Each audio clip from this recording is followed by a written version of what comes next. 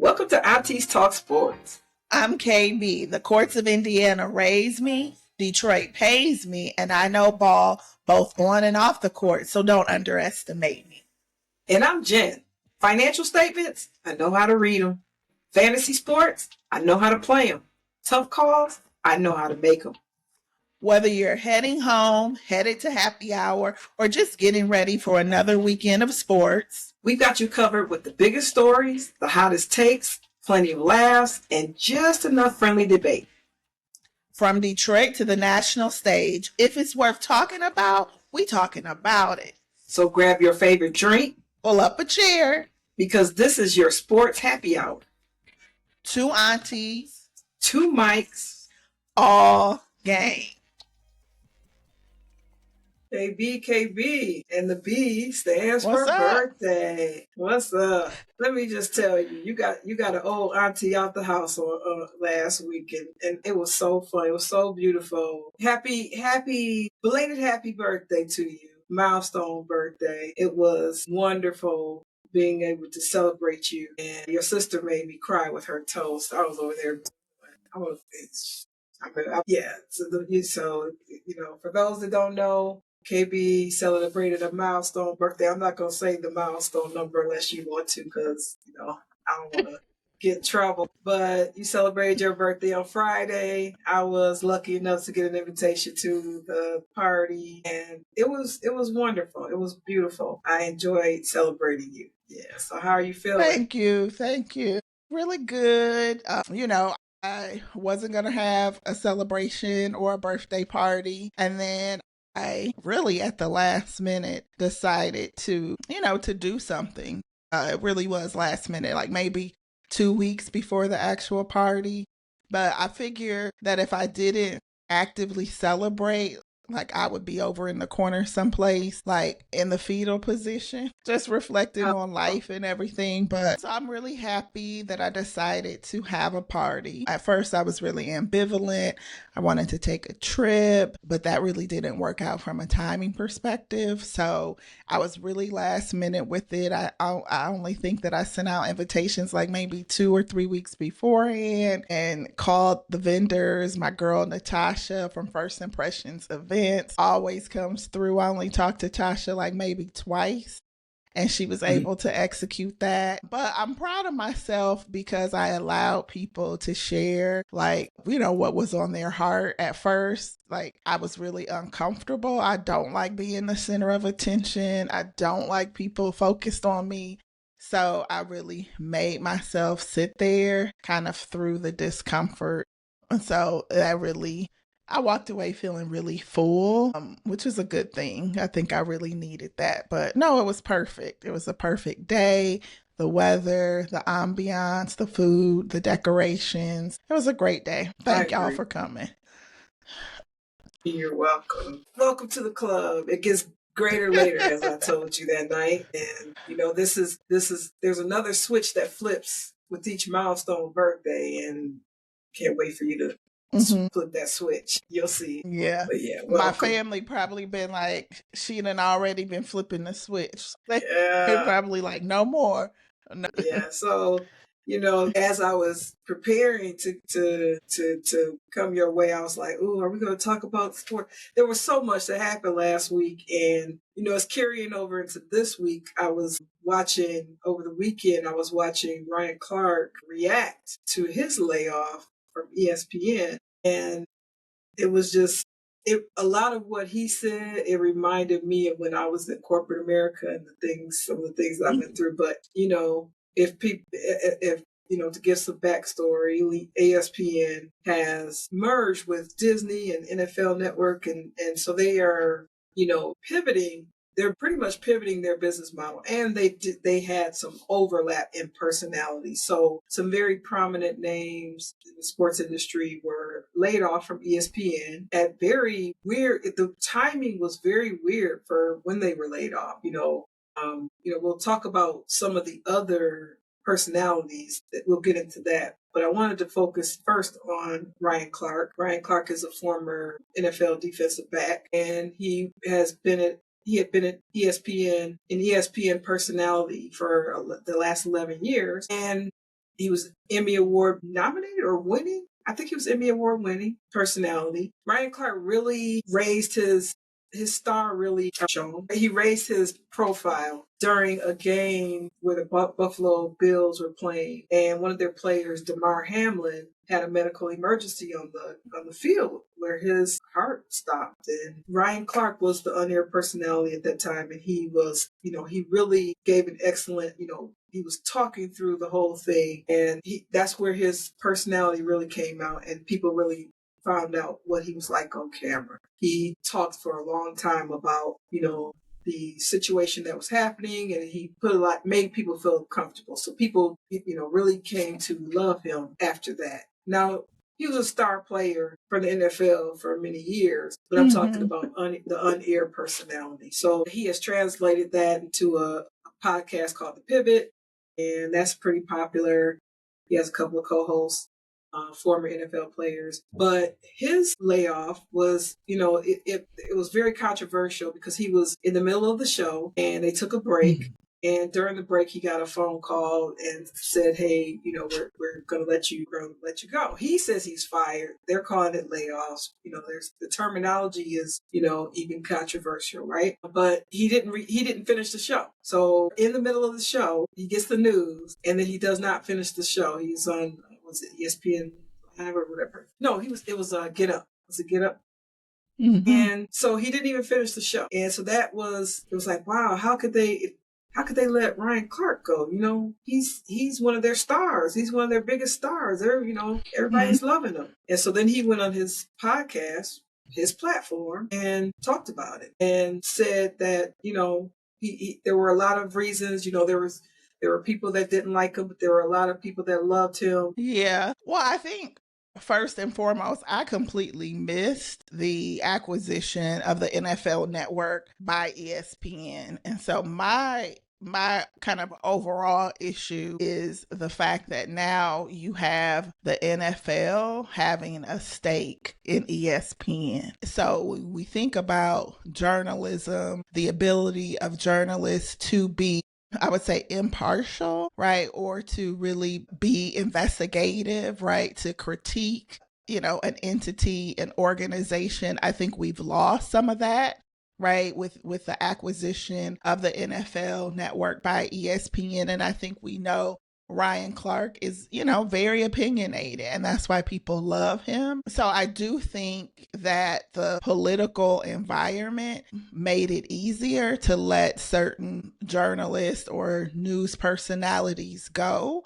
I think it was I think it was in poor taste. I think it was poor timing. If you are an organization the size and the caliber of ESPN and you can't hold HR decisions in confidence so that information doesn't leak out right before you're ready, that's problematic. But we also know, right, ESPN has a long history of basically fumbling HR decisions and relationships with journalists. I won't go as far to say journalists of color because I don't know if they've handled it poorly with other people, but I definitely think of the Jemele Hill situation and her departure, and her kind of partner in crime with Michael Smith, and how their exit was poorly handled and poorly executed. And now we have another situation. We also know, right, Cam Newton, was also let go, and Carl Ravitch, which you said he had been there for 30 years.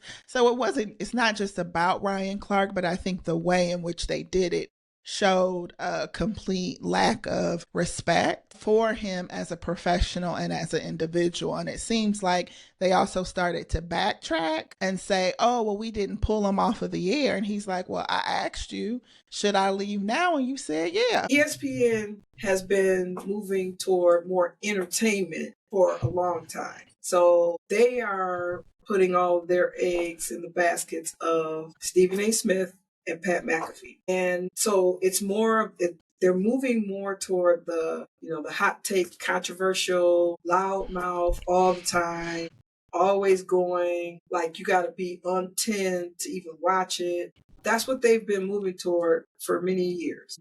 It's like the shock jock. Shock jock, yes, exactly. That's the thing. There are a few reasons. So they are about ratings. Yes, First Take with Stephen A. Smith is the highest rated show on ESPN, closely followed by Pat McAfee show. But even if you combine the YouTube and all that, Pat McAfee might be bigger. Pat was a former NFL player. He's very popular. He's on not only he's on the Saturday shows for college football. He's in the in the pro sector. Another angle, see, I like to talk about the business side of this, right? Most of the people that I know in my life have cut the cable cord, right? So they are watching sports on apps. They are watching sports on streaming apps and other platforms, and they're not watching it on cable. So ESPN is moving away from the studio, like the sports desk type of thing. If you look at Pat McAfee's show, it's not a traditional sports desk. Whereas First Take is, but First Take is the highest rated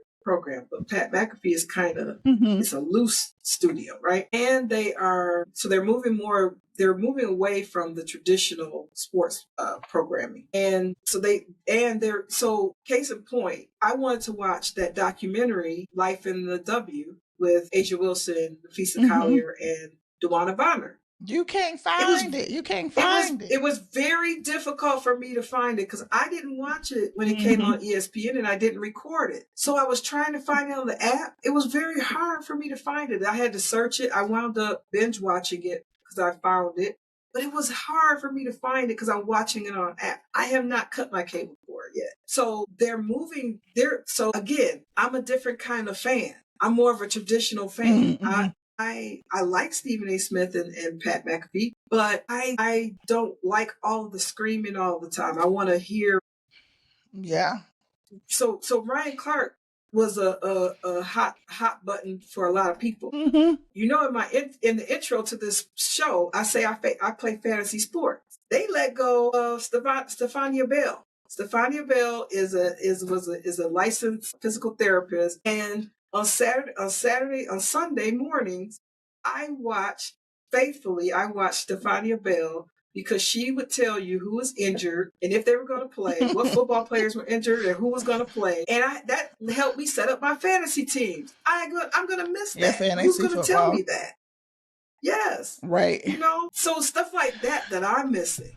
You know, where I have to go and find it somewhere else. Because Matthew Berry, who ran the fantasy focus on the show, he left and went to NBC, and he's on the sideline reporting. You know, so I have to get used to, you know, the sports platforms moving in a different direction, and they're moving to where the casual sports fan is taking them. The audience is younger. I'm aging out of the demographic that's watching, you know, traditional sports.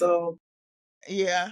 I mean, I had to stop and think, like, how often do I watch ESPN? And I don't.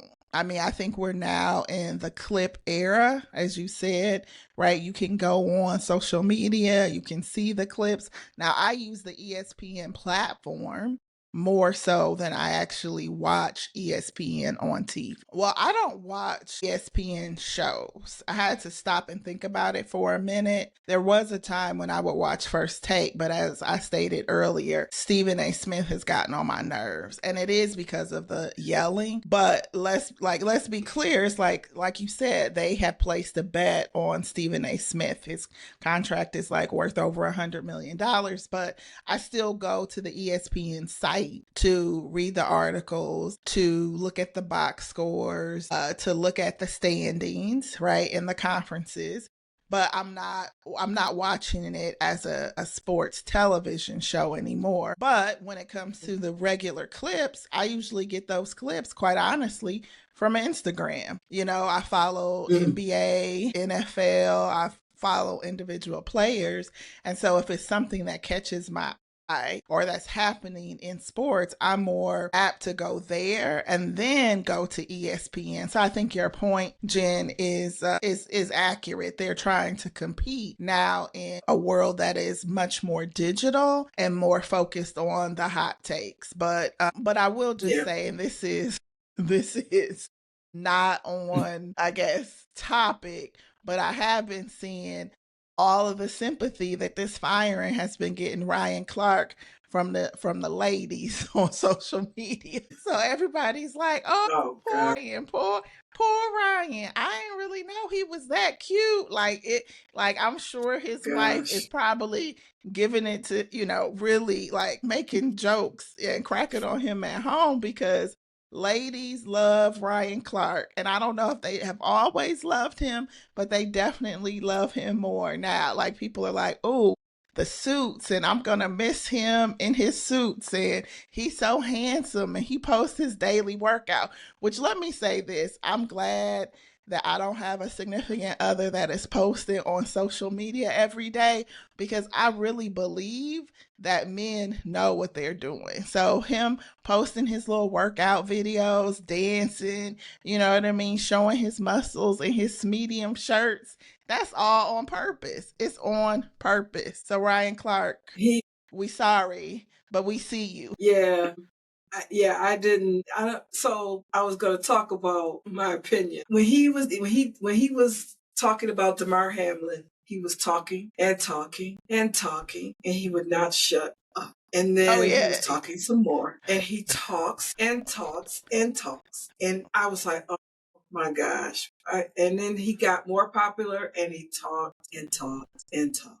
I was like, oh, I liked him better when he was a player. I didn't want to hear him talk anymore. He takes one thing and goes for an hour and talks about it. I'd probably do the same thing. I'm sorry, but he also started to read his own headline. And after that, and when he became popular, he changed to me, and he wasn't the same person. And I didn't care for him. I would only sparingly watch The Pivot because of that. I watched it because they have great guests on there, right? But I stopped watching it because he just was talking, and it was like word salad sometimes. And I was like, just. And then he started to read his own headlines, and he kind of admitted it on The Pivot the other day. He started feeling himself. Yeah. And he Yeah. got into it with some people, and he became controversial, and they put the A word on him, aggressive, which I don't agree with that. I don't like that. I really don't like that. I don't care who you are. I don't like that they were saying they thought he might get aggressive with someone. And I'll tell Yeah, you the story. that's the nail in the coffin for a black man. And a Yeah, black woman too, but but definitely a black man. I thought he did change, and not in a good way to me. I just wanted him So you to, mean you think his like ego, his when you say he changed, what yeah, do you mean? Like his ego got bigger, or he thought he yeah, was too yes. cute, or yeah. Yeah, he might have been reading those headlines. There was a particular incident that happened with Ryan Clark and Peter Schrager on the show that they were co-hosts. I think it was Get Up. It was Get Up, and that's where I got Get Up. It was on Get Up, and Peter Schrager is a journalist, not a former player, whereas Ryan Clark is a former player. And Peter Schrager gave his opinion on a subject, and Ryan Clark said, "I'm going to say this, but that's the non-player in you talking right now." And Peter Schrager was like, "Don't, disrespect me like that. Don't belittle me like that." And they kind of went back and forth. And when they went to commercial break, Peter Schrager was like, "Yeah, this is great TV. I loved it." And Ryan Clark came like, "Don't ever effing disrespect me like that again." So he was offended, whereas Peter Schrager should have been offended because he said, because people tell me you didn't play, so you don't know anything about. I could talk about it though. So Yeah. I'm Peter Schrager, and other people might be Ryan Clark. And Peter Schrager wasn't. He was like, "Don't belittle me," but he liked that it was he liked the debate, right? Yeah. And Ryan Clark turned out to be more Mm. offended than he was, and it became this big thing. But they said they squashed it. But Ryan Clark mentioned on The Pivot, he said if he could have done anything, he would have established better relationships, because it's all about relationships in that industry. Now, I don't know if his relationships could have saved him, but it might have. It might have. Yeah, It was easier for them to let him go because he's had some controversies yeah. there. Well, I think this is an interesting topic, and it actually is more far reaching than just sports, right? So now look at us. I mean, yes, we have professional experience, but now we got our mic and we're talking about sports, and we're not professional journalists.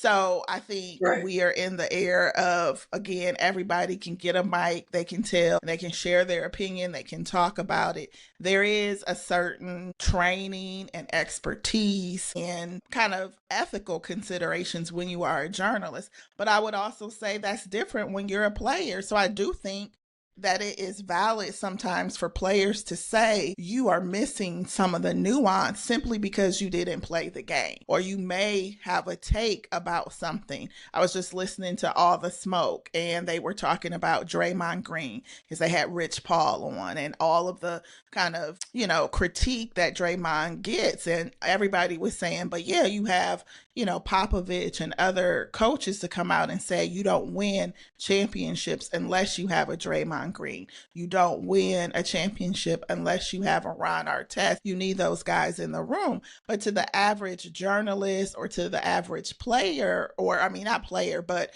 consumer, they don't understand why you need a Draymond Green in the locker room, why you need a Ron Artest in the locker room. So I think it's valid for players to say you have expertise as a journalist, but we also have expertise as professional players. And as consumers, we want to get the best of both worlds, but I don't think that should start beef. But I feel like it does so much in the ESPN world. You got Draymond going at Stephen A. Right? You got this kerfuffle between Ryan Clark and the other dude, but it's like everybody's perspective is needed. But Yeah, because I I'm remember you doing this saying, podcast. Go ahead. I'm sorry. no. I remember you saying years ago that you did not like Ryan Clark, but I forgot about that until just now. I Because I respect was him, in tears. but I don't want to watch him. And here's the thing: I'm doing this podcast from a fan point of view. I'm just a fan. Mm-hmm. I don't pretend to know everything, and I don't need a player, a former player, a current player, loudly pointing out on live on the air that I don't play, that I didn't play. That's the thing. It's unsaid. You don't have to say it. And we all know that. You don't have to announce it. And if there was like a pregnant pause that he, if you look at the clip, if you go watch the replay, he like, now I'm gonna say, and he made like a big deal, like he was getting ready to announce it. And he did it. He embarrassed him. Ryan Clark should have not. He was like showboating what he did. Yeah, a little bit of. But Ryan Clark came to the defense of Angel Reese when Robert Griffin, RG3, was hating and whatever he was doing, clowning, shucking and jiving. He came to her defense and he, got with RG3 and, people didn't like that. He also came out prematurely. Kyron Lacey was a wide receiver with LSU football, and he kind of caused an accident, a traffic accident. And there was video, one angle of the video exonerated him, but then that didn't show the full story. Ryan Clark saw that clip, and then he went on there and dogged the Baton Rouge Police Department, saying that they, made this boy, because Kyron Lacey subsequently killed himself. Committed suicide, He committed suicide, and because he was gonna go through all this. And Ryan Clark was like, this young man died, and he killed himself, and he didn't even do anything wrong. And then subsequent video came out that showed what really happened, and Ryan Clark was forced to apologize. So those things, those 3 incidents were what was highlighted as to why he was fired and all.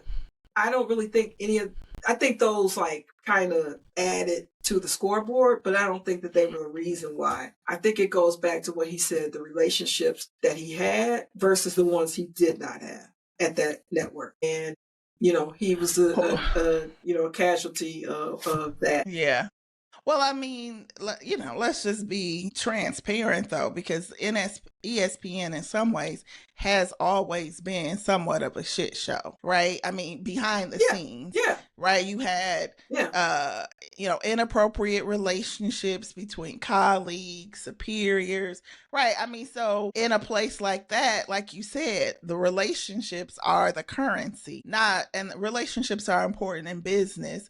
But when you have all of that going on, right, relationships are even more important because some people are able to get away with certain things, other people are not. And so, what I thought was the takeaway, right, and I think, the aunties would agree with this, is like he said, he was at the top of his game. He had won his Emmy. He felt like he was in his flow, right? And he said that there had been a couple of situations where he thought, I don't really know if they're feeling me. Maybe it's time for me to think about, like, what's next for me. But he said he would be like, no, they couldn't let me go. You're always expendable. You are always expendable. And I think specifically for people of color, the more success that you attain in some ways, the more expendable you are.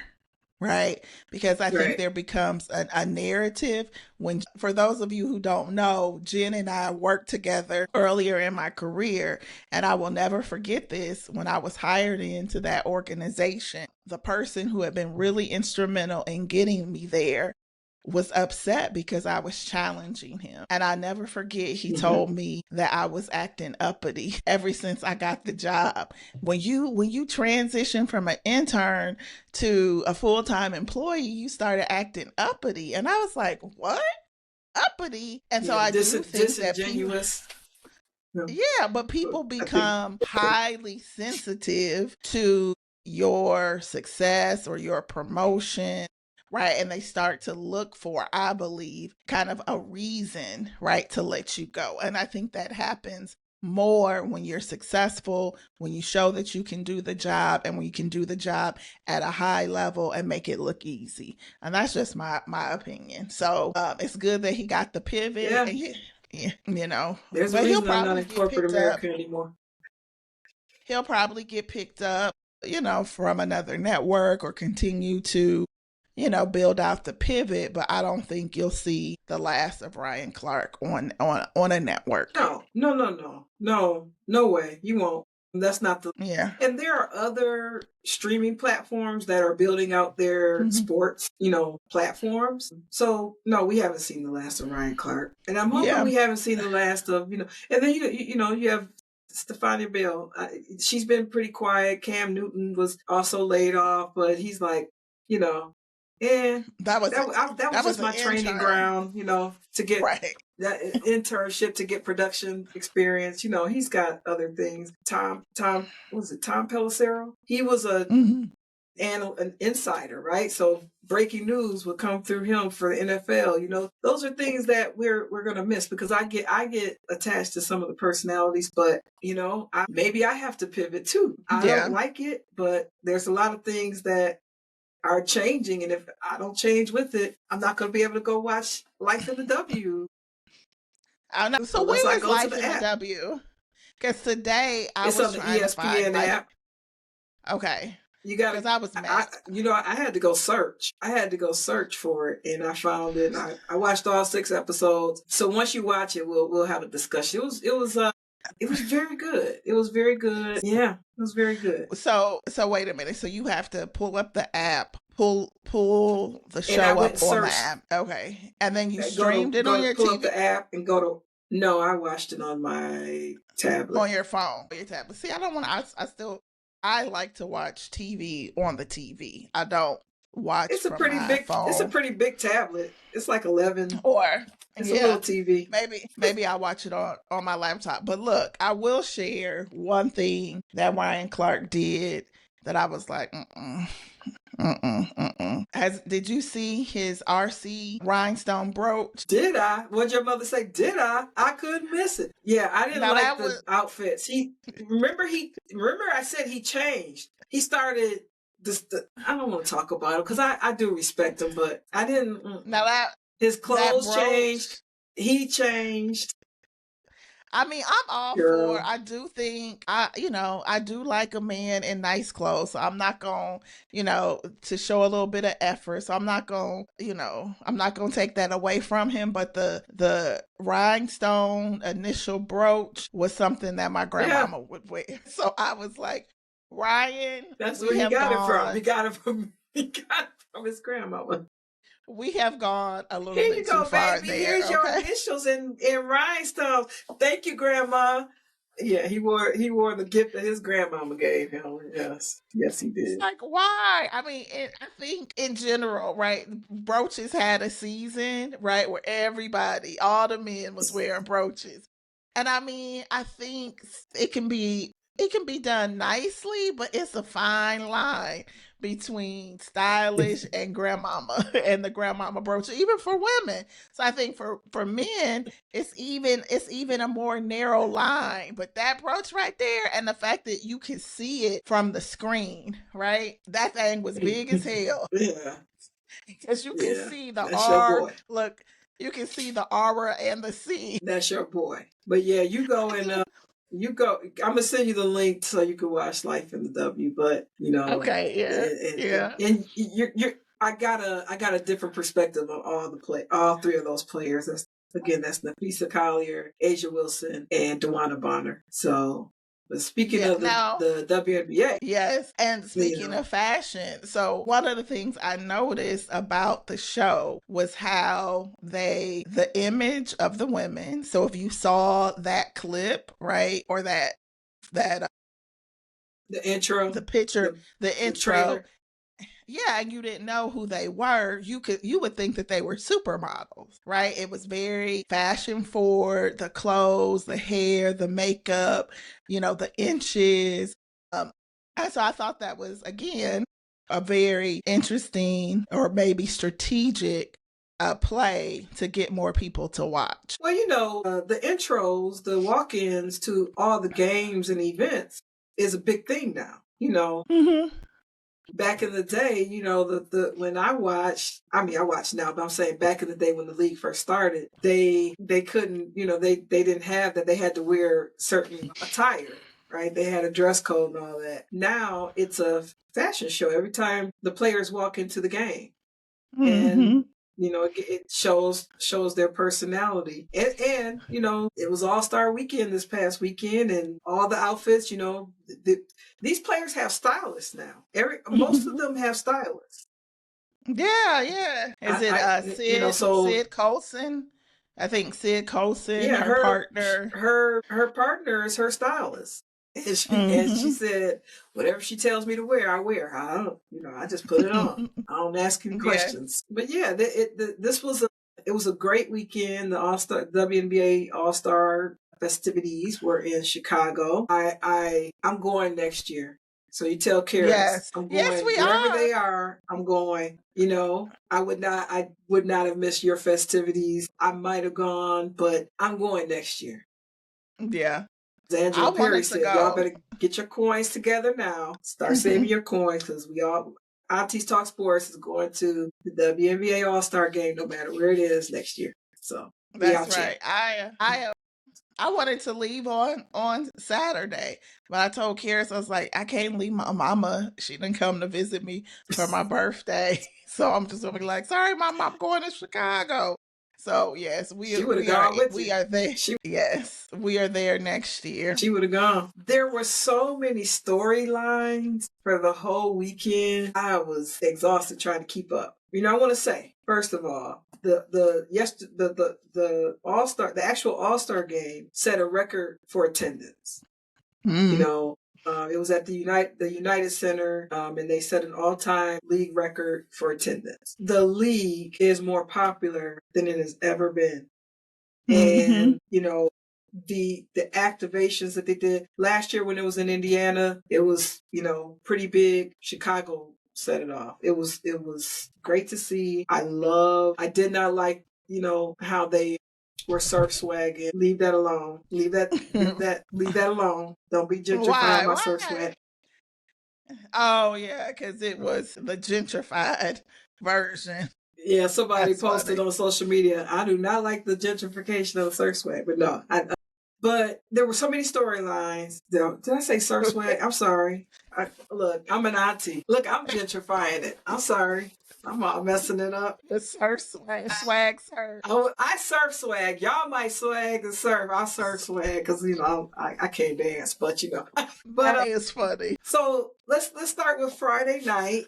Friday night you had the orange carpet, and here again. Remember we were talking about the ESPN app and how programming is going to the streaming apps. The orange carpet, they had like a small segment, a very short segment on the WNBA app. There were so many different people with microphones on the orange carpet. Ryan Howard was on the orange carpet. Jordan Childs was on the orange carpet. Sydney and TP, her co-host, her podcast co-host, were on the orange carpet. Couldn't watch it. I wanted to watch it. I didn't know where to go to watch it. I watched it on the ESPN app where was it Ari Chambers and I can't remember the other young lady's name. They were hosting, but it was really short and not very many people came to their camera.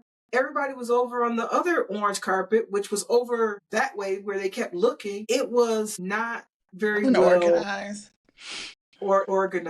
or televised. Maybe there was some other channel I was supposed to watch, but I was watching the WNBA app. I should have been able to see everything there. I didn't like that. Yeah. Because I was at home. If I had been there, that would have been different. But I was at home trying to watch it. I didn't like that. So that was Friday night. No, was that Thursday? Or was that Friday? I'm sorry, that was Thursday. Because that was the arrivals. That was Thursday. Friday night was the shooting stars contest and the 3-point shooting contest. Great because the shooting stars contest pairs a WNBA legend with a current player and also an up and coming, like they had teenagers that were they probably play AAU in high school or maybe in college. And so that's a thing in the NBA too, but they did it for the WNBA. And I'm a diehard Detroit Shock fan, and they had Deanna Tweedy Nolan out there playing with Dallas. So if you don't know, when the Detroit Shock left Detroit, they went to Tulsa, Oklahoma, and then they wound up. So the Dallas Wings team is actually the Detroit Shock. Detroit Shock, yeah. So she played with them, and I love seeing that. That made my night. She didn't hit any shots, but that made my night. To see the legends. This is the 30th year of the WNBA, and they're doing a good job. I won't say a great job, but they're doing a good job of showcasing the legends. They're very particular about which legends they're showcasing, which I don't like that part, but they're doing a good job. I think some of it has been a little corny. Like I feel like the chain. I think in general, I don't see. I thought it was a flask.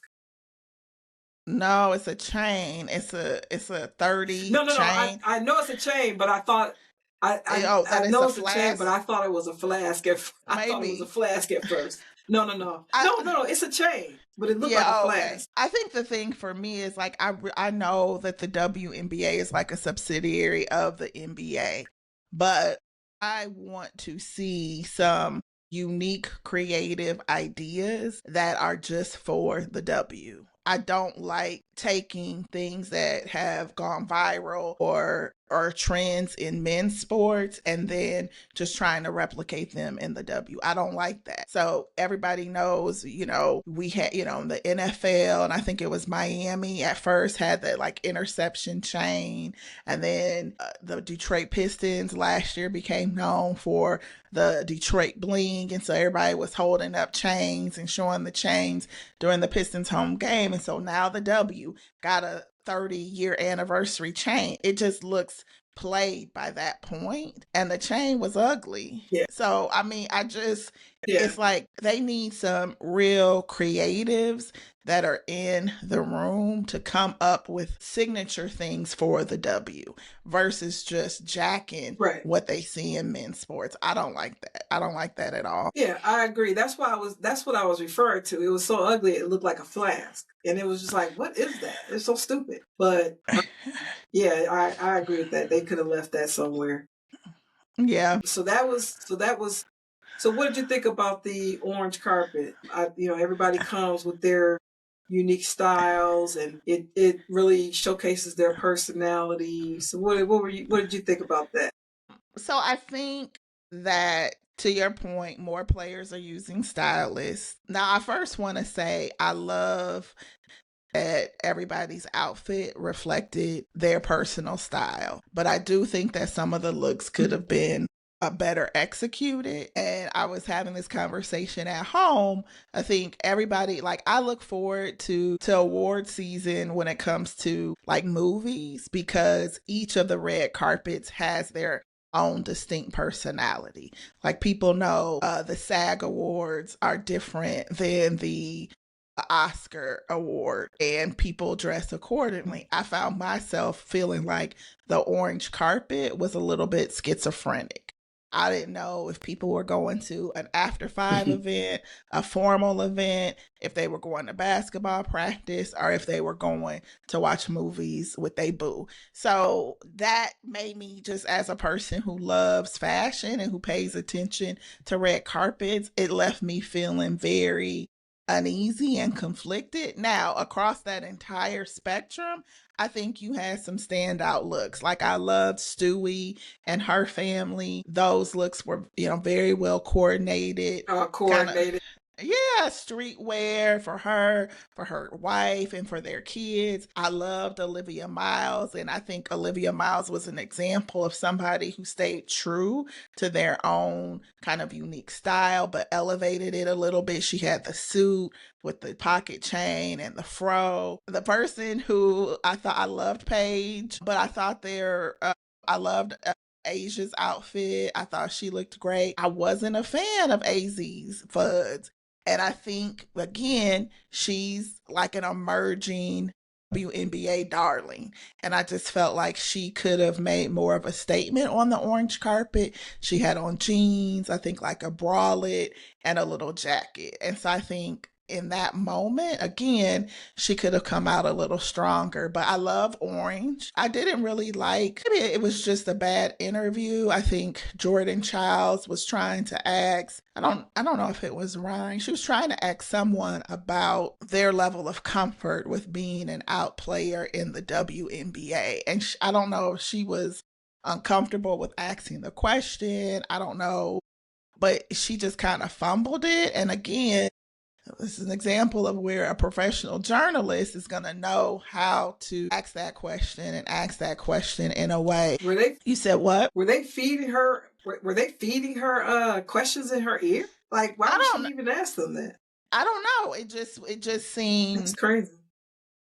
It just seemed odd. But I do think that they could push the orange carpet as a pre-event, because that's what it's become. Right, tunnel fits, interviews, people look forward to red carpets, and now you have the orange carpet. And so I think that that's a place where they could definitely lean in a little bit more. I was kind of looking on comments as well online, and I think this is another instance of where the W kind of, they fumbled.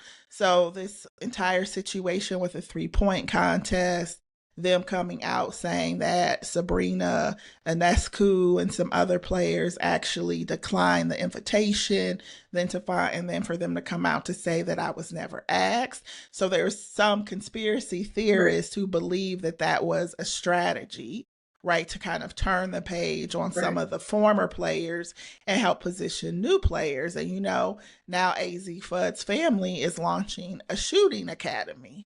Right. So online people are saying, oh, this was the overplay for the underplay. Right. This was strategic to position her, and her family already had this in the bag. So I don't know. I mean, she still would have had to have won, but it does seem a little bit curious that they launched the shooting academy like 2 days after she won.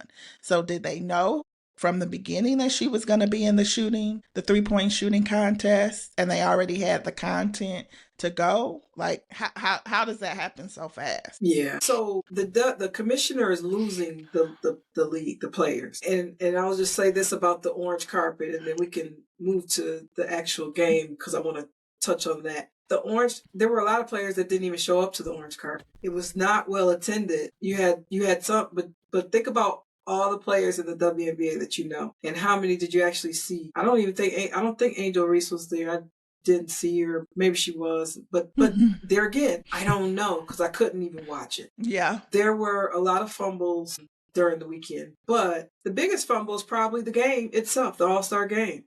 It was boring. You have players that were starters and they played 5 minutes and then didn't play the rest of the game. The crowd is there to see the starters. I know we don't like talking about her, but I'm gonna say Caitlin Clark. Paige Becker's too, but Caitlin Clark came to play. And they had, she came out and they ran a play for her and she shot from the logo 3 a lot of times. She made some, she missed some. She came to put on a show for the fans. And they said, like, why are you going so hard? She said, because these fans paid a lot of money to get in here and I want to give them a show. Nobody else, but there were a couple. So Paige got the memo. She was playing. Marina Mabry, she was playing. She was trying to be the MVP, but Jacquel Jones wound up being the MVP. She scored a lot of points, but the game was boring. They weren't playing defense. And Asia Wilson blocked Angel's shot, not even playing defense. It was just so, it was very pedestrian. So, as Kelsey Plum said, I think she might have even said it last year, you need to give an incentive for players to want to play and win the game. Because these last 2 years, especially, it's been boring and they got to do something. And, they boo Kathy Engelberg, the commissioner, every time she even tries to talk to where she's trying to get the sponsor, the person that sponsored the trophy to talk and push them in front of her because she's getting booed. Asia Wilson said, I don't have a relationship with Kathy Engelberg. I only see her when she gives me my awards. And she's seen her a lot because she gets a lot of awards. But when the face of the WNBA tells you that she does not have a relationship with the commissioner at all, unless she's getting an award, that should tell you something. She has lost this league. We need we need a clicker. We need a clicker for how long till Kathy gets fired. We need to keep track. How long is it going to take? She'll resign. The CBA is done. The collective bargaining agreement is done now. She'll resign. She'll say, my job is done. Yeah, she'll resign. I don't see it.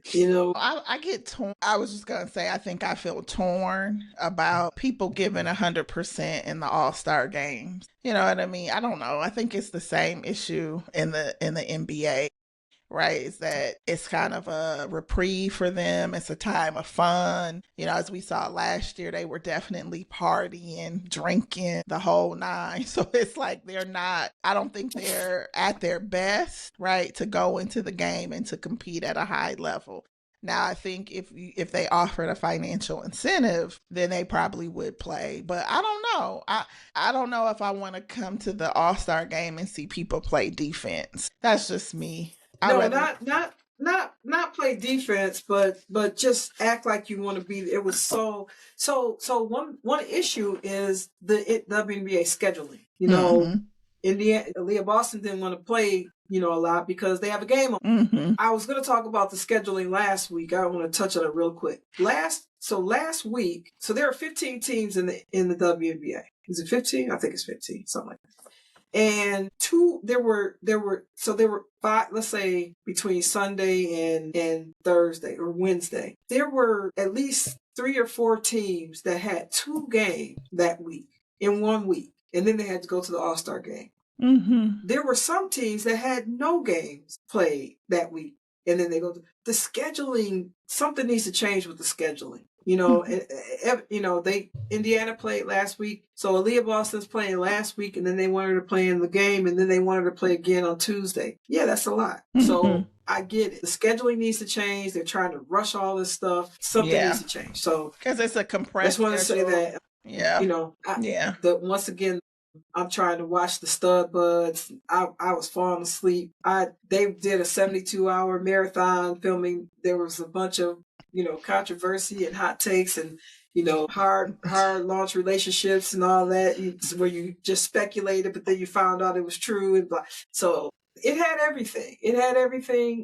I think the weekend the All-Star weekends will get better and better, but they've got some work to do. Yeah, I think they need. I think they need, and it's hard, but I think they need a whole week off because I'm pretty sure it's almost close to a week now for the NBA. So players are able to get a little R&R, right, for a few days, play the game, and then come back and rest, and then go back to their regular game. So remember when you were talking about Ryan Clark's video?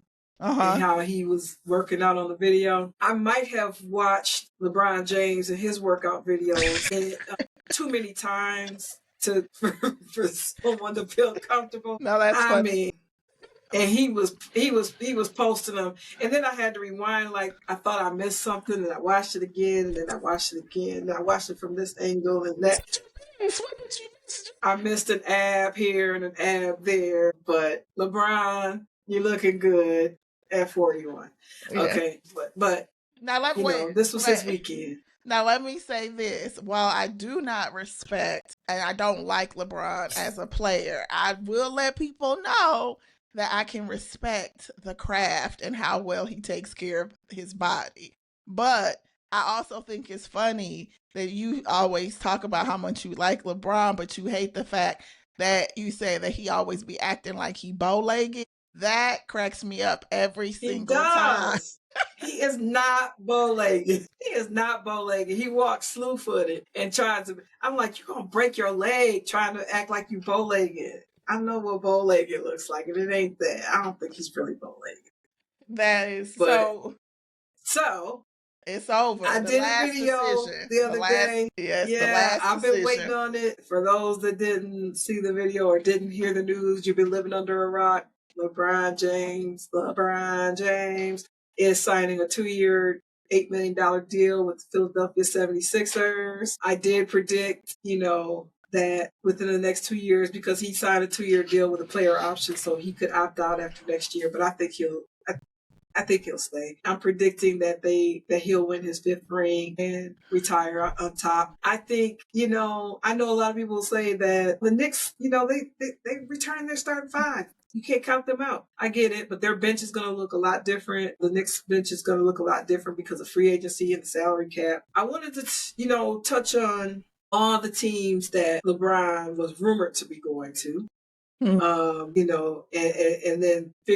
then come back to Philly. He was rumored to go to Golden State, and they were talking about they were gonna get Anthony Davis, and so they would team them up with Steph Curry and Draymond Green, and they would be a super team. And also in the West, he was rumored to possibly go to Minnesota, where you got Anthony Davis and LaMelo. We just went there.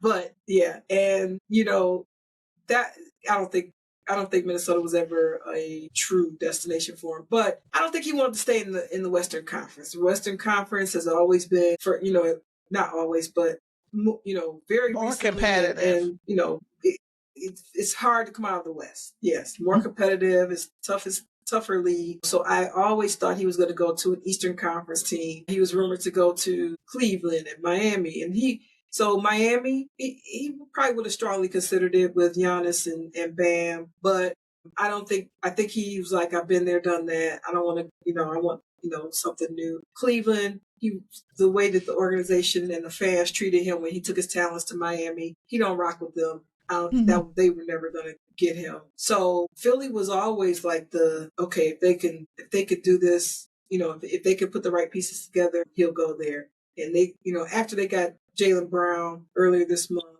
it was just a no-brainer. That was, the right decision. What did you think about, or did you think about? Because I know you're not the biggest LeBron fan. I mean, I didn't really think about a final destination. I was just irritated with how long the process took. I get so tired of the decisions. I've been tired of the decisions ever since he left Cleveland the first time, and it was like a after school special. When you talk about somebody like, believing their press, somebody that is to me a diva dude, I think LeBron is the essence of that. So I just was like, get over. And then this time you had Rich Paul with the whiteboard writing stuff up on it just reeks of self-importance. And I mean, I get that he, is to some the greatest player of all time, but just make the decision and move on. And then he was complaining about feeling rushed. And, Adam Silver was like, we're trying to hold off on making final scheduling decisions until we know where he's going to be. And it's like, I think he just loves all the attention. And my concern more so is, what is LeBron James going to do post retirement? I think being in the limelight since a teenager, having all of the eyes on him, loving all of the attention, I think it's just going to be hard for him to walk away from the game. I don't think that he is going to walk away easily. I wouldn't be surprised if he extends for 3 more years. I think it's going to be very hard for him to walk away. I thought of Elijah, our prior intern who loves Philly down. Resident nephew. Right. Resident nephew. I gave him a shout out in the video. Yes. Yes, and I know he's really happy, but I also think that in some ways this is, I don't want to say LeBron passing the torch, but I do think that this was LeBron stamping Jaylen Brown as a player, right? I think it was him saying, I feel like Jaylen Brown, JB, is a centerpiece of this franchise, and I'm going to go rock with him. And I think that was big of LeBron to do, because Jaylen Brown has taken a beating the past couple of months. People saying that he's your 7th best guy on your team, all of the kind of controversy about that young man.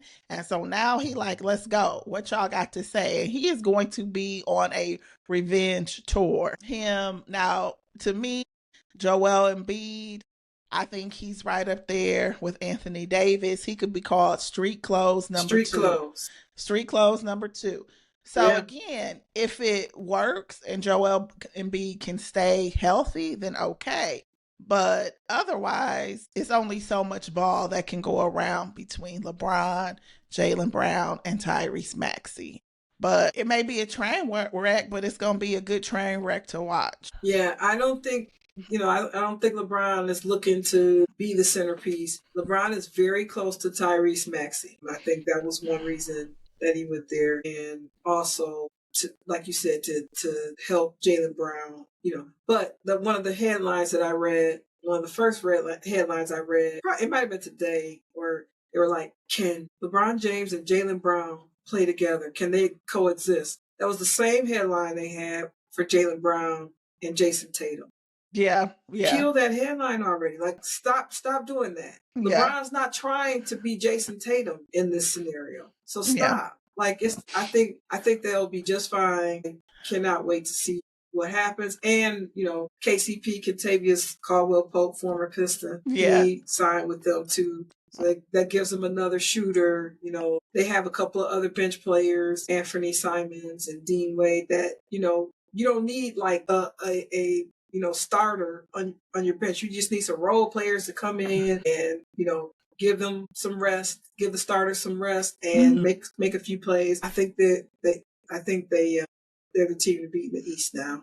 The only other team that I'm rocking with is the Pistons, but I don't think that they have all the pieces that they have what it takes. Yeah, I mean, you just consider the matchups. I mean, the only way Philly maybe doesn't come out of the East if Joel Embiid gets hurt, right? Because I think it's just difficult to match up. If you are the Knicks, but I think this is a little bit off topic, but you brought up his name, so I'm going to have to just say it. Ever since Jaylen Brown has left or got traded from Boston, the person who becomes more and more of a pab every day to me is Jason Tatum. And I'm sure people saw the clip over the weekend. He was back home in St. Louis talking to a gym full of young people, and he was, I think, trying to encourage the young people in the room to be curious, to ask questions, to not feel as though they had to have all of the answers. But he said, and was recorded saying, I don't want to be the smartest person in the room. I want to be in the room with people that are smarter than me. And of course, it went viral. And if people had any doubt that he did not want to play with Jaylen Brown, that there was some dry hating, dry snitching, pabness going on. To me, that was your proof. That was your proof. It's like, why would you say that if everything was cool? Jay Jason Tatum wanted the Celtics to be his team. He saw that Jaylen Brown's star was rising not only on the court but off the court in Boston for his philanthropy and for his activism, and he wanted him gone. He wanted him gone, and he got it. And now he's letting everybody know that he was okay with it. And to me, that's just Papness. His light skinness is shown. Yeah, I ain't even worried about Boston and Jason Tatum. We'll see what they do without Jaylen Brown, and they'll he's gonna miss him. So That's gonna be ugly, but I bet you that the NBA is probably going to have Philly and Boston on Christmas Day. I bet you that's gonna happen. yeah, Yeah. probably. But yeah, this was not about money for LeBron, and I did mention in the video that the key to Philly winning is Joel Embiid being healthy, not just in the regular season but in the playoffs. Yes, he is street clothes, and every year there's some new injury. I mean, I think he's injured every part of his body, and so that's the key. But yeah. if they can stay healthy, if he can stay healthy, and they can gel and figure it out. So I'm trusting the process. I've never been a Philly fan before. I'm a LeBron fan, and we go where LeBron goes. So Yeah. Philly, you got a new fan, but I'm always a Detroit Pistons fan. I just don't think that they've done enough In the to off season. get over the hump. Get over the hump that they needed to get over from last season. So, but hey, shock me. I'm ready. I'm a Pistons fan, so Yeah. can't wait.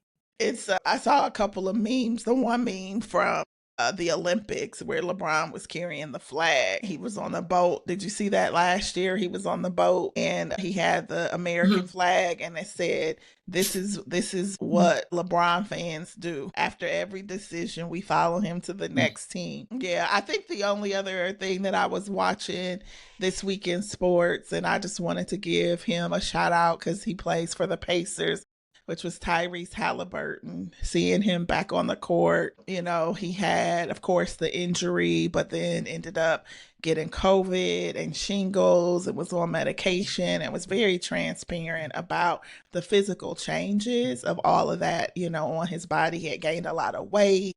He said he couldn't see out of one eye because I think his eye had kind of like grown lazy. And so there were some clips of him working out, dunking this past week. And so that made me happy to just see him, back in maybe not playing shape, but at least, almost able to play. So looking forward to that, to seeing him back out on the court. I thought you were going to say how he got married in a t-shirt.